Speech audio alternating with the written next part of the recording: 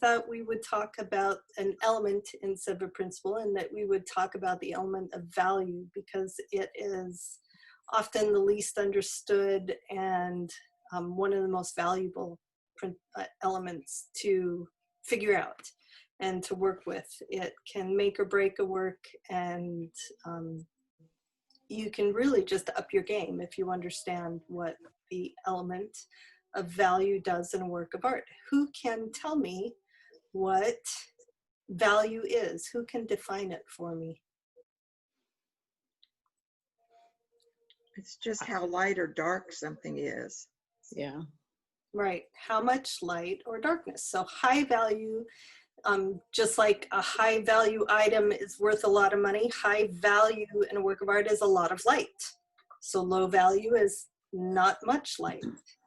And we kind of talk about it with everything that we've looked at, but let's look at it specifically. I've got 3 different slides to share with you.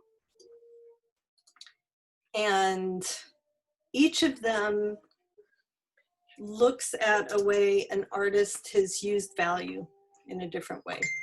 Can you all see this? Mm-hmm. Yes. Yes. I'm going to put my phone on silent. I apologize that I forgot to do that ahead of time. Okay, so as we look at this, these are 3 different works of art, and each one uses value in a different way. They're either, well, 2 of them are inside roomscapes and one is a landscape. And each is, again, just very different with the way it uses value. Let's start on the right with Andrew Wyeth, who is... I can't see all of that one. Yeah. Andrew's cut in half. There we go. Yep. Is that better? Make Well, it smaller, actually. I There. can see it now. How's that? Yeah. Perfect. I'm going to try something. Hold on for a minute.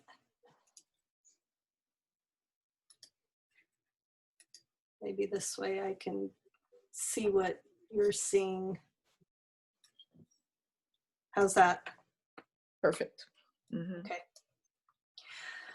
All right. So if we describe the elements in this, and again, the elements, texture, shape, line, color, and value, one of the main elements that is playing here, that is the strongest element, is value, light and dark. Mm-hmm. You wouldn't say it's color, because there isn't a lot of color. It's almost all neutral. Of course, if you looked really, really closely, there would be pinks and purples and blues and yellows and greens, but they're all just in the underlying shadows, the undertones. Everything here is kind of neutral, right? Right. Shape and line play a part, texture plays a part, but value is playing a central and important role here. You've got, if you were to map out the whole piece, you've got about 1/3 of the square footage here is very high value. We've got the bright coverlet on the bed, the dog is very bright, the light coming through the window is very bright, the light shining on the bed cover is very bright, and then we've got just a little bit less bright are the walls around it. They move into shadow, and then you've got very dark value bedposts and a little bit less dark of that window frame. And it's the contrast between all of those that kind of frames where the eye goes and what it does. It's value contrast that in large part is creating the shapes and creating the lines that you see here. So if we go to some of the principles, what would you say the focal point is? I went straight to the window. Oh, that's Although interesting. later Right I to saw the bedspread. dog. Okay, bedspread, window, dog. And then I saw the dog as soon as I saw the bedspread, but my eye first went to the bedspread. Okay, And part of that is because it's a big, bright area. We tend to be attracted to the higher values often, although it depends entirely on what they're surrounded by. If everything here was just a white blank canvas and there was one dark spot, you'd of course be attracted to the dark spot because of the contrast. But there are things that lead your eye around here. We've got the line of the chair rail of the wall that leads your eye. We've got these dark posts that pull your eye down to the big shape of the bedspread. The light shining on the bedspread becomes a shape or a line that points toward the dog. And then the dog is curled in this sweet kind of, you follow the line of its back, down the line of its head and nose, over to its feet and tail, and you just round and stop a little while at the dog. But then there's also a window, which is centrally located, super high contrast, the very brightest white against a dark mullion. And there's not a lot right around it to lead your eye out of the window and around. When you're in the lower third of the frame, I think your eye moves because of all these lines and shapes and because of the way the value contrast around the coverlet holds it in. And then you've got a big blank wall, although it's very textured, it's got a beautiful subtle texture to it that sets off and surrounds the window. So you kind of have two areas of emphasis here. And I'm sorry. Go ahead, Casey. I just had a question. Yes. Is it weird that for me, my eye keeps getting drawn to that big brown splotch on the coverlet that just doesn't seem to be the product of a shadow? It looks very, I mean, I feel like a shadow would be more... it would be folded around it. Yeah, or blended or something. And so I just can't take my eye off of it, and I just sort of feel like, well, did he make a mistake and then just kept it in? Or is it something to keep your eye going around and around between the dog and the bright light of the light falling from the window? And then I don't know what, I'm just curious, what is your take on what that brown splotch is there for? I am not sure if it's there for, I think just I'm there. not in Andrew Wyeth's mind. I do know, do you guys know if Andrew was the son or the father? There's two Wyeths. He's the son, I think, and James is the father. Okay, and so his eye is one of the clearest and most interesting eyes in painting for me. He's one of my top all-time favorite artists. And his dad would take him to places, set a timer and say, look at this for 5 minutes, and then turn him around backwards so he couldn't see it and have him paint it. Just so that he would develop an incredible visual memory, an incredible eye for seeing what's there. They both did more realistic representational work. So because I know that about him, I look at it and say, you know, most of the stuff in his paintings is kind of old and shabby, and maybe there's a stain on the coverlet. You know, but I have no idea. I have no idea why he left it there. And there is kind of a shadow leading your eye down to it. So it is. It is interesting. So who else has something to say about this painting? Okay, let's move on to Jakob Simon Heinrich Kever. I didn't type in the name of this because it's in Dutch and it's about 40 words long. So, oh, wow. And because I put these together like 20 minutes before we started. But I thought it was really interesting to compare the two, to compare the Kever to the Wyeth, and how one of them, the room is mostly bright, and then a bright window, but the other one, the values are, whoa, sorry about that. I'm trying to figure out how to go back.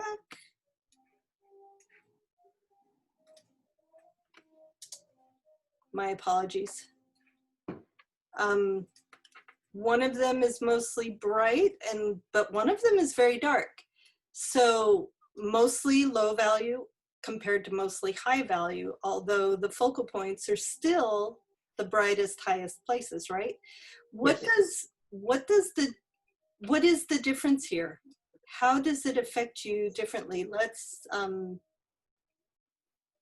who hasn't? Lynn, why don't you chat with us about the caver? Okay.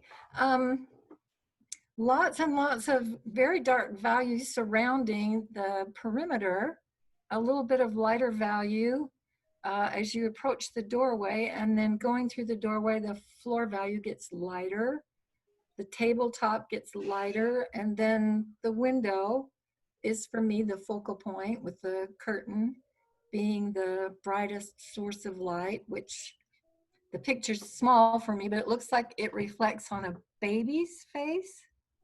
I think that's I think a child. so. Yeah. Yeah.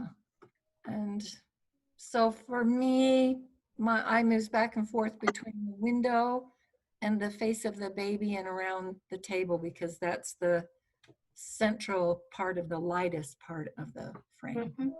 We're drawn through the darkness to the place of light. And then because there's something recognizable in that place of light, we stay there for a moment. Becky, what else can you say about the value and how it's used in this painting? The two pictures set a very different mood in terms of value to me. I don't know if that's one of the things we're discussing, but that master bedroom is, I find it relaxing and calm and peaceful. The other one is so dark. It's not foreboding, but just not joyful. It's not as inviting, is it? No. Yeah, I think they're both quiet, partly because of the way the compositions are quiet, the way that everything is. There's not a lot of visual activity. There's not a ton of organic shapes. Except for the dog or the people. There are not a lot of things cluttering up the area, and that's one of the things value does, is it can also very much set a mood, right? Mm-hmm. It not only delineates and gives you the idea of depth and space, but it can help you feel a certain way. Again, can you guys hear my son practicing his background? Yes, but we're all mothers. I like it. Yeah. He hasn't practiced his horn for a week or so. And of course, I find it enjoyable. Yeah, okay. Why did it do that again? Sorry. I don't know, but while we're waiting, something and I don't know what I touched. I think I told you wrong. Andrew's the father. James is the son. Okay. I said it back. Anyway. Well, okay. Thank you for correcting us. I can never remember one way or the other.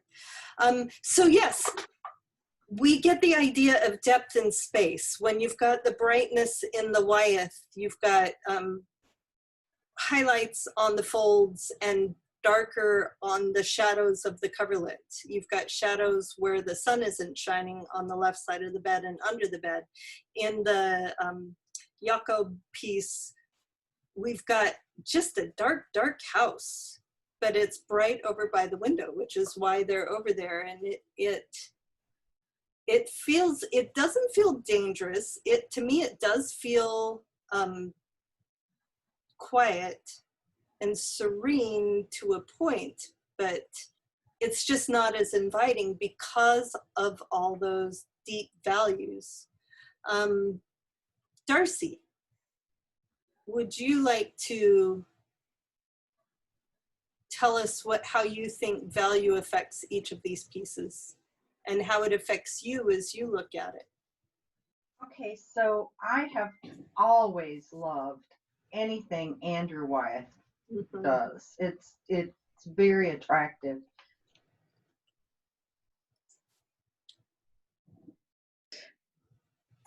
We're losing you, Darcy. I see your mouth moving, but I can't hear you.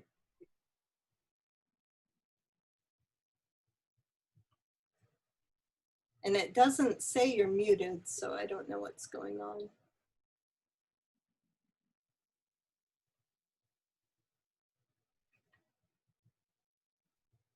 Yeah, I'm sorry. We're not getting any sound from you. I'll move on to, we can just hand sign everything. And if you want to type in the chat, I'll read that as well. But in the meanwhile, Caroline, why don't you tell us how these two pieces affect you? Thank you. Hi, Derek. Funny enough, I like you said, I mean, in terms of the value of the Jakob initially, I wasn't drawn to it, but as I've sort of paused and been listening to our conversation, have just noticed the detail in it too, because it's brooding. For me, it's a brooding picture, and I think you're right, they're both restful. But in a way, there's almost as much detail in this, because of the darkness, as there is in the light picture. It's just more difficult to see, and you have to, I find I'm having to focus more on it to see that. So you can see the darkness behind the door, even though that foreground is very dark. When they give it to the kids. But I think, as you said, is that, you know, because the light is at the kind of top, middle, third, your eyes drawn almost directly to that, and then taken to the lady and the baby. But forcing yourself back into the foreground, it's a bit like on the Andrew Wyeth, and that's not an artist I'm familiar with. I don't know if he's an American artist, but it's obviously from England, and it's not an artist I'm familiar with at all. I agree with you, it's a beautiful picture, but it is different, you know, and I think that's the kind of the joy of these two, is that the value presented in both of these, the Andrew Wyeth almost for me is more obvious, whereas the Jakob requires a pause and a deeper kind of consideration, I think, to see the detail and to see the change in value. Because even on the left hand side of the Jakob, on the left hand side of the bottom of the door, again there's some shading, because you've got the light, yeah, that's right, you've got the light shadow there on the floor, but then it goes up on the left hand side to the darkness at the bottom of, you know, the door frame. Right. It's also because it's a period picture, and I'm making that assumption because doesn't appear to be lights in the dress of the pair of the mother and the child, the adult and the child. It seems to be a kind of an older picture, but also the quality of the picture doesn't look great either. Right. I believe he was a contemporary, you know, in that Dutch school with Rembrandt and that time period. Darcy says she wants to crawl into the bed and cuddle with the dog in Wyeth's image. I agree, totally agree. Although I'm allergic to dogs, so I would just get hairy and itchy. Is the Jakob considered chiaroscuro? I know what that word means, and it's the way light is used dramatically, dark against light. But I don't know if anybody knows the real definition of chiaroscuro, let me know, because I don't know the answer to that question. To Darcy, it's like a dream, and the higher value pulls you into the room. Even if you don't really want to go, you have to go. And I always find it just really interesting and fascinating how the dark and light affects people and their willingness to approach and their willingness to stay and experience a work of art. Culturally, we all, you know, I have met very few, or I have not yet met a culture where the lightness and the brightness is what keeps you away. They always seem to draw you in, and the darkness kind of keeps you away. Let's look for a minute. Can you all see the Mondrian, which is nothing like his usual Mondrians? This is definitely an early and a different work. But I found it very interesting to find a piece where there is not a huge amount of value contrast. These are all middle to lower grays. There's a tiny little bit of the moon or the sun behind the gray clouds. There's tiny, tiny little spots of brightness in the plants along the water, but everything's kind of medium values. And how does this affect you? How does this make you feel? Diane, are you able to talk to us?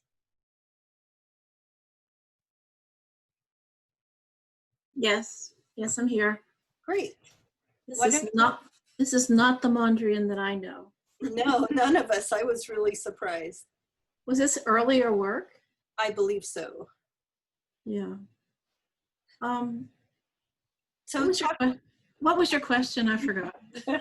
I probably never voiced it. Talk to us about how the all medium value piece affects you compared to the dark and the high value piece, low and the high value piece. Yeah. How do I describe this? It's kind of mundane in a way. It's dreary. It's like it's a very cloudy day and everything looks gray and the same except for that sun or moon that's up there. Mm-hmm.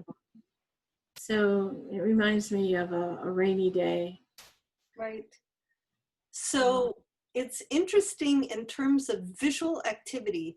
You can have very, very high contrast between values, but it still feels peaceful. But then when you get over to the image on the left where there in real life are a lot of things in this painting that are depicted that move.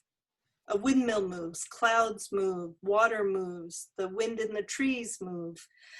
But at the same time, you're right, it just doesn't feel terribly visually active. It feels, quiet and dreary, right? And Right. value contrast really does that. Let's look at the next example. Can you all see both of the Van Goghs next to each other? Yeah. So both of these paintings are called The Sower. Both are by Vincent van Gogh, and they both have a lot of amazing texture and amazing color, but the way value is used in each one creates different feelings of visual activity. The piece on the left is mostly high value, right? And then we've got dark value bits with the birds, with a few places around the figure, with a little bit of the trees or whatever is in the background.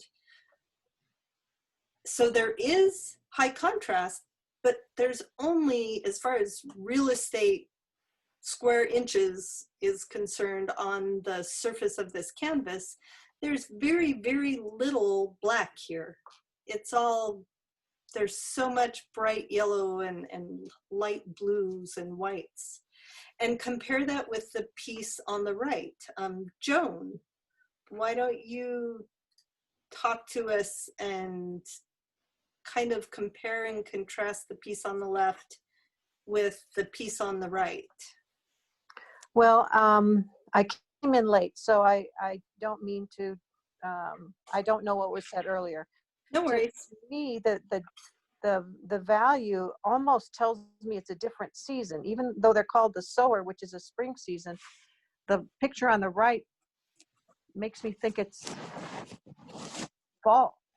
There's a jacket that's not on there's a jacket on the right, not on the left. It's almost like it's a moon rather than sun. Okay, now tell us how value, dark and light, help the painting feel that way. How does value work? How does the element of value work in this piece on the right to give you that feeling of a different time of day, besides the fact that there's a hat and a jacket? Well, there's the darker colors all over. There's not the brightness there is on the left. there isn't a lot of contrast, but all the colors are dark. So again, I missed the beginning, so my language isn't quite there. That's all right. Thank you for speaking up when asked. So as we look at the piece on the right, we've got very, very dark value, a large amount of it with the man and with the tree. There are darker lines delineating parts of the landscape, but we still have high value in the sky. But there's so much contrast between the high value and the low value that there's a visual dynamism here that feels different than the all middle grays that we were looking at in the last landscape. Another, let me ask, Darcy, do you want to try again to see if we can hear you? No, still not hearing. Okay. I'm going to read what you wrote, though. I appreciate that we have chat. Chiaroscuro, whatever. Chiaroscuro is, in art, the use of strong contrast between light and dark, usually bold contrast affecting a whole composition. It is also a technical term used by artists and art historians for the use of contrast of light to achieve a sense of volume in modeling three-dimensional objects and figures. Similar effects in cinema and photography are also called chiaroscuro. So thank you for that definition. And somebody once called it Cheerio squirrels. That's the one that will stick in my head, I betcha. So there are other elements that are playing here besides the value, the dark and light. When you remember the all middle gray Mondrian piece, the Dutch landscape that we looked at, these two are so much more visually active, even though we have some of the, they're both landscapes. In the other one, we had things depicted in the landscape that actually would move. In this case, with the Van Goghs, we have people that are moving. But when you bring in the other elements, in Van Gogh, we have so much color, but we also have that texture that creates a pattern that really just, there's no clean, plain, quiet places for the eye to just stop. In the piece on the left, you stop at the sun, but then your eye is moved all over the place by the rays of that sun. You've got the line of texture in the wheat fields. You've got that amazing texture in the ground. All those different colors and brush strokes come together. And then in the piece on the right, all of his brush strokes are also all directional. There is a very strong feeling of movement towards the left and upward movement. Both in the ground, you've got the brush strokes that move you up, and the tree that moves you up, and the branches of the tree that move you up, and then you've got a sun behind his head that kind of stops you and brings you back around. Who else wants to volunteer to say something about these? Let's open it up and talk about any of the elements and principles. Anybody want to volunteer? Meg? I'll say something. This is Diane. Okay, go for it, Diane. Um, And Meg after Diane. the use of line is very effective in terms of producing a sense of movement, especially on the right piece, the diagonal line. What? Describe where you see the lines. Can you see me move here? Nope, Oh, we don't have your video on, but just describe where you see the lines in the piece on the right. so there's a diagonal line that goes from mid-left to the right edge of the piece. That's like the edge of the field. Very And good. then the diagonal shape of the tree and its branches just creates a kind of atmosphere and sense of movement, like the water could be moving because of the diagonal bent to the scene. Right. So it's interesting how the direction of line gives it a much different sense of movement. In the piece on the left, we've got such a strong horizontal, and it's a landscape, but we're looking at it in a bit of a different direction. We don't have those super strong diagonals that bisect the entire piece. We've got the round sun in the middle that is central. Again, that horizontal line that kind of just stops everything and slows it down. We've got a little bit of diagonal going on with the path in the center bottom front, but it doesn't go very far. And it's not a real delineated path, and it's almost more vertical than diagonal. But when you compare that to the piece on the right, where the contrast, those black outlines on the edges of his things, on the edges of the person, on the edge of the water, and then that create those strong lines, and then the strong contrast between the dark value of the tree and the lightness of the sky behind it just accentuates those moving diagonal lines. There's just a completely different sense of visual activity between the two because of value contrast, because of line direction, and all the other things. Meg, you need to unmute. You hit what I was going to say. I was noticing that the angles of the tree and the path were very similar, and both leading you in. I found it very interesting. For me, the sun on the left side had more movement and joy to it, where the moon or the sun or whatever you want to call it on the right, since the lines go round and round and round, it kept me in there. It didn't have me leave there very quickly. That's a really interesting thing about circles. That's a good catch. In the sun on the right, there are circles within it because of that buildup of textured paint strokes that go around and around. They keep your eye within it.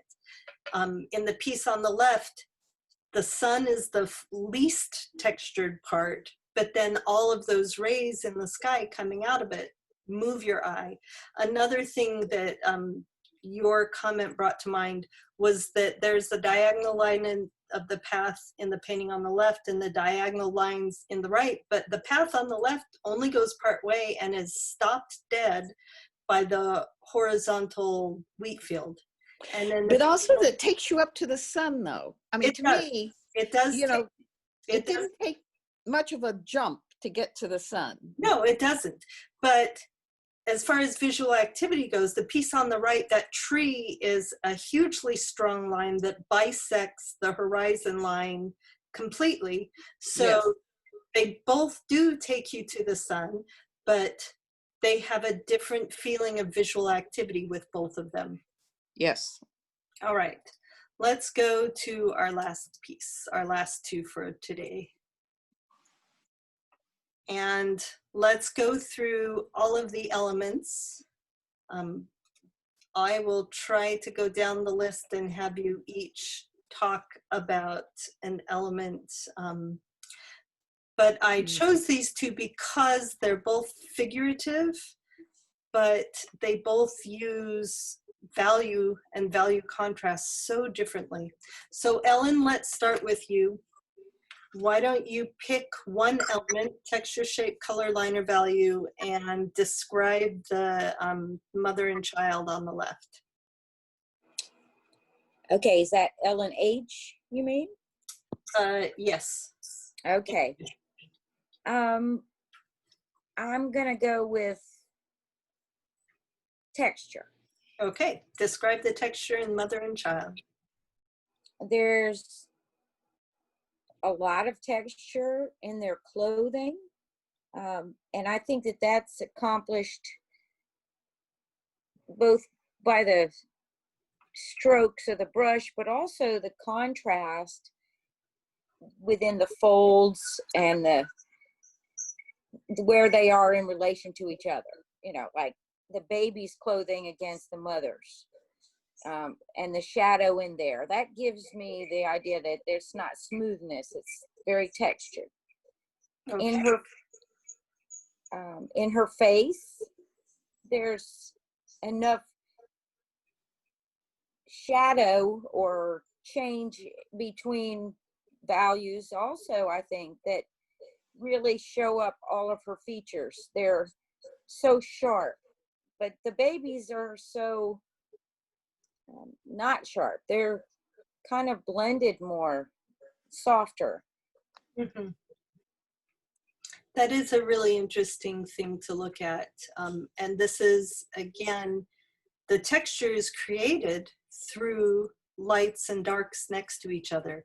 In the baby's face, the lights and darks smoothly blend, and in the mother's face, you've got a lot sharper shadows. If you just look at the shadow on the side of her nose, and then look at the soft shadow on the side of the baby's face, there is a difference between how sharply you blend from dark to light. And that also delineates the, you know, the young softness of a new baby. And the mother's face looks worn.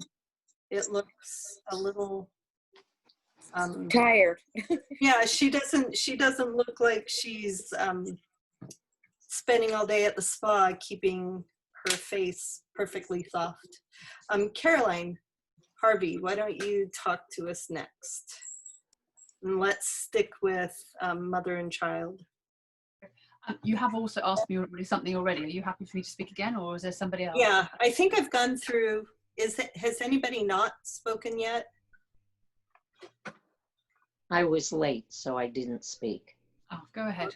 Okay. MJ, why don't you take a turn then and tell us, we've talked a little bit about texture with mother and child. Why don't you choose a different element?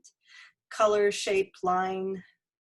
The color in this, to me, is so dark on the mother, and even the wrap around the baby, that it really focuses you back into the baby's face as the only real point of great light in there, except for the side of the mother's face next to the baby. Okay. I think it's very dark except for that area. Okay. You're again talking about value, which is what we're focusing on today. So even when we talk about color, when we talk about texture, we still are talking in this piece about value, about where the light and dark is and how it works together. So I see that mother's face as very somber, fearful almost. You know, and a mother usually have that appearance with a young baby in her. Yeah, sometimes. I know I've had that face. That's the 3 o'clock in the morning face. Why is this baby still awake? Exhausted. Yeah. Okay. Thank you, MJ. Caroline, why don't you go ahead and talk now?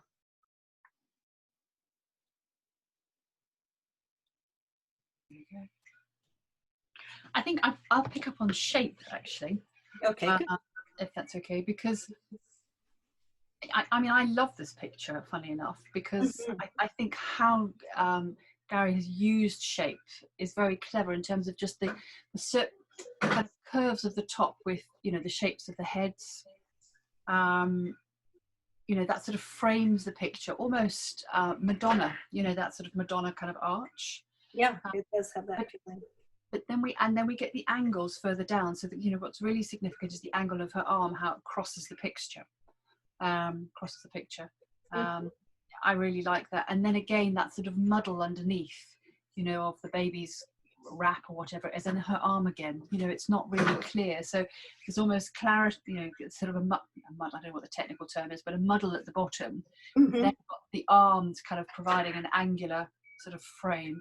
And then we go up to the sort of curves of the heads. And I just think that's a really interesting set of shapes to have represented in a picture like that. It is, and those shapes are not, when you get to the mother's face, it's clearly delineated, and the baby's face, and you're absolutely right. Also, look at the difference between her hand on top and the hand underneath is almost like the artist didn't finish the painting down there. It's not clear at all, but that again leads your eye up. Those shapes are not clearly delineated. Definitely, I think it's a good, yeah, because we're always trying to look for a sense of order, and so it pushes you up to the picture to kind of further towards the focal point, I guess. Very good. All right, Meg, do you want to say something about this? What's left to say? We haven't talked about line. Okay, well, we sort of just did. Shape and line kind of go together here. Yeah. How does line lead your eye in places here? Well, okay. I started with the baby, of course, with the white and the baby's face next to the mother's. I went there, and then to me, the side of her face, and then her arm going down and across back to the baby. I kind of see that as a circle. Yeah, so there's layers of lines and layers of shapes here. We've got, because of the positioning of her arm, they read as one shape, even though they're made up of lots of small shapes. We've got rounded ovals here, but then we've got angular shapes down here. But the edges of them, because of the contrast in light and dark, because of the value, creates an overall shape, kind of this overall oval that's in the middle. Right. Okay. Let's, who do we have? Diane M. Millards. Do you want to pick an element, and we'll start on the piece on the right? Well, the most obvious is texture.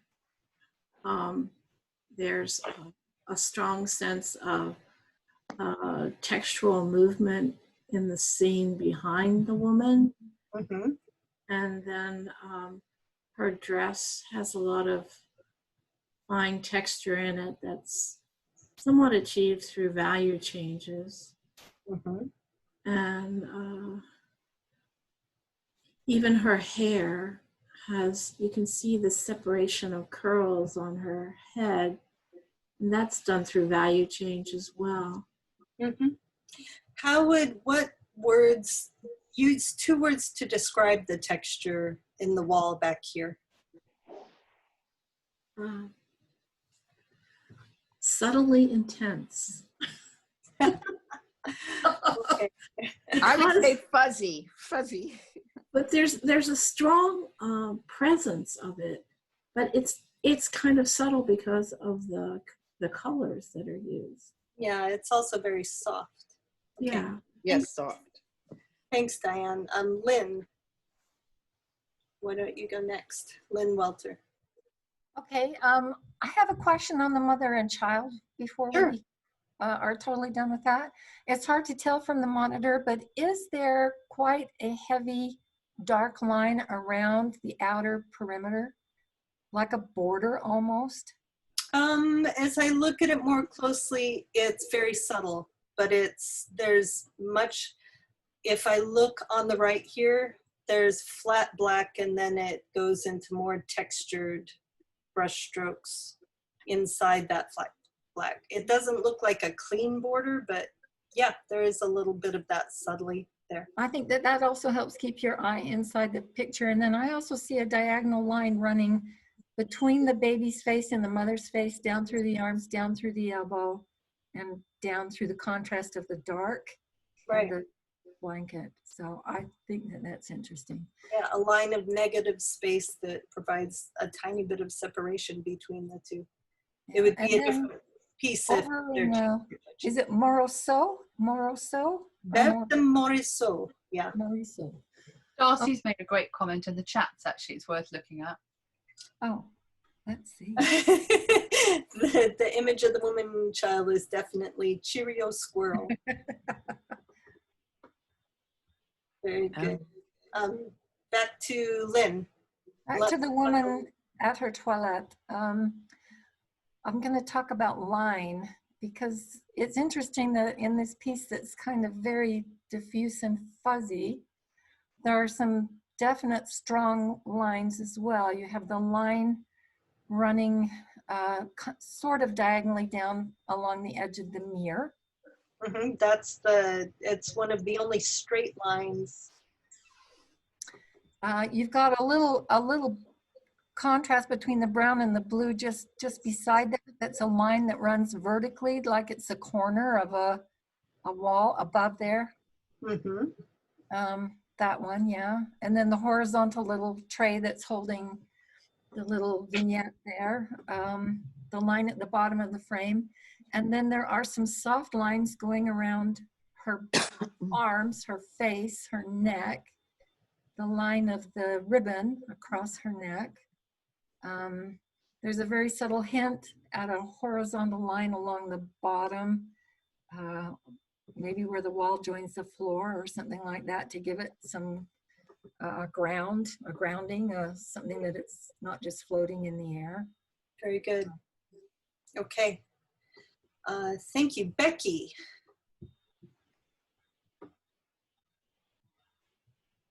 Why don't you talk to us about the piece on the right and maybe about focal point? Well, I see that the woman's head would be the focal point for me, and the line drop from the mirror edge down and up her arm and up towards her head brings you up to that, and then also her other arm brings you back in toward it. And maybe that's just the interest in a face, and I tend to search for the face, or if there's a person there. Yeah, I think it's both of those things. What other elements are creating this as a focal point? It's a lighter value in her shoulder, leading up to her chin, which brings some attention up to her face. What about? And the texture is different. It's a little smoother. It is. In those areas. So there's contrast in texture. There are lines that lead you there. What has been our main element that we've talked about today? That value. Value. Where's the highest value contrast in the piece? I can't tell if it's her shoulder or under her chin. Yeah, well, she has a black. Well, the black necklace. Right. She has a black ribbon on. It's also positioned centrally in the frame, and it's very dark here. There's a little bit of shadow under her arm, a little bit of shadow in the bottom of the mirror, but it's so bright next to it and then so black here that the eye, if you were squinting, if I'm just not wearing my glasses and glance at it to start with, that would be the place that drew your eye very first, because of that high contrast between dark and light, between the highlights on the smooth skin of her shoulder and her face compared with that very dark black. All right, our time is about up. Is there anybody else who wants to evaluate either one of these pieces or has something to say? Darcy. You can type it and I'll read it.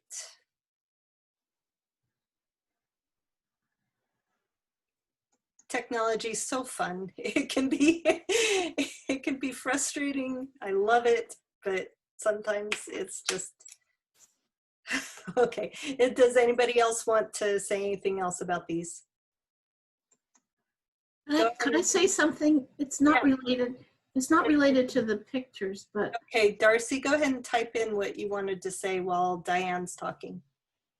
I was wondering if we could look at some fiber artist work relative to these elements and principles.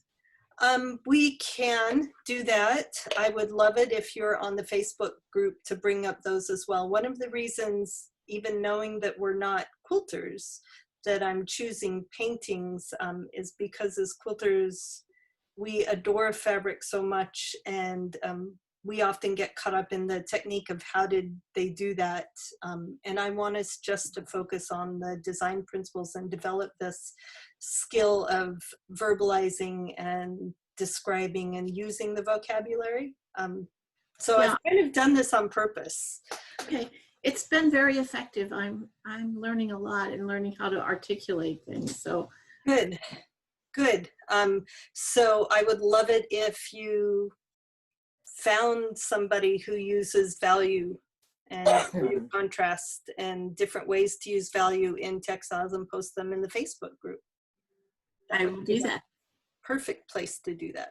Okay, Darcy, the woman and child definitely directs the eye. The woman at her toilet allows for the viewer's eye to move around the image and rest on the woman's neck, which is a very central part of a woman's body. I totally agree with both of these. They have such a different feeling to both of them because of the use of value, but blended with all the rest of value and texture in both of these is very dominant and very important.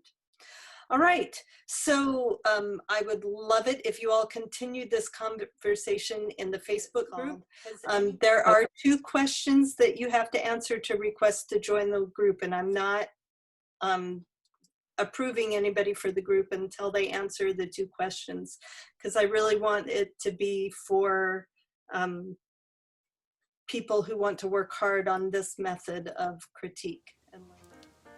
Thank you for watching. Leave a comment and let's have a conversation.